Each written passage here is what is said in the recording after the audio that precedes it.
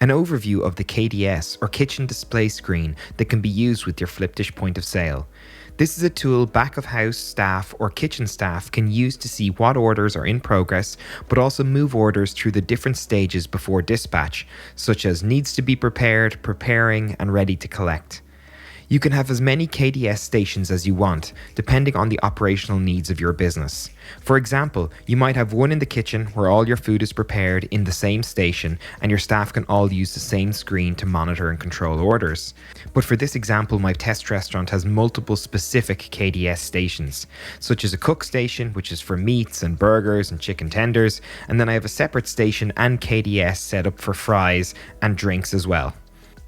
The beauty of our Flipdish point of sale is that items that fall within these particular categories are only sent to the relevant stations, so the staff at those stations can focus on just what's needed from them. So you can see here we've got 2 orders that are currently in progress. The first is a family deal with large chicken wings and large tenders.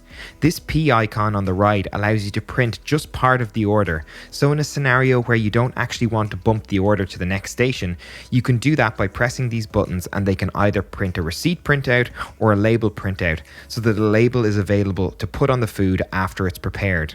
If you're interested in adding either of these devices to your POS configuration, contact us on help@flipdish.com or speak to your sales or success manager.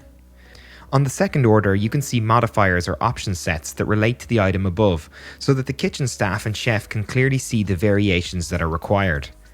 So the order is the OG bok with chicken wings, but no togarashi. For purposes of this demo, I'll go ahead and place another order for a burger with some extra bacon and extra cheese, and you're going to see it pop into the KDS immediately. And now you can see that the added extras and items to be removed can be color coded to make it easier for your kitchen staff to see, and this leads to less human error when preparing orders. In the green bar at the top of the order, you can see the dispatch type.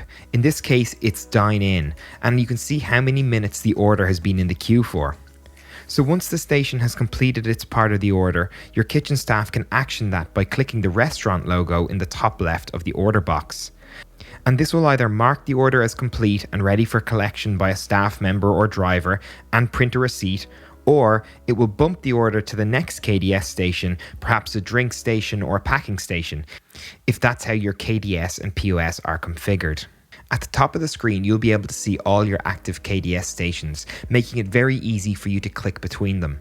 You can also get a view of which items have been queued by clicking on the queue button at the top of the screen, and this will show you active and pending sales. A pending sale is an item that hasn't moved into the preparing stage yet.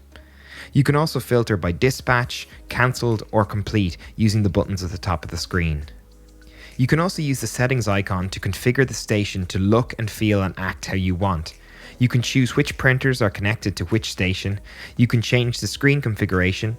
You can hide customer details, deals that might have been used, and many other pieces of information, so your kitchen staff only see the relevant information to their task. And you can change the color schemes to make it even clearer for your staff. You can also set up the kitchen station profiles here. So you can see I have a cook station selected, but there's also a drinks, fry, and packing station. So the packing station will be the last step in the process. So after the grilled food, the fries, and the drinks have been prepared, that order will go to the packing station to be either packed up for collection or delivery.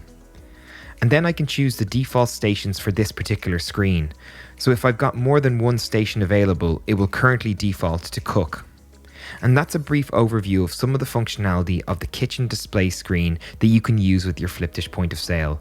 If you'd like to add a kitchen display screen to your Flipdish point of sale configuration, contact us on help@flipdish.com or speak to your sales or success manager.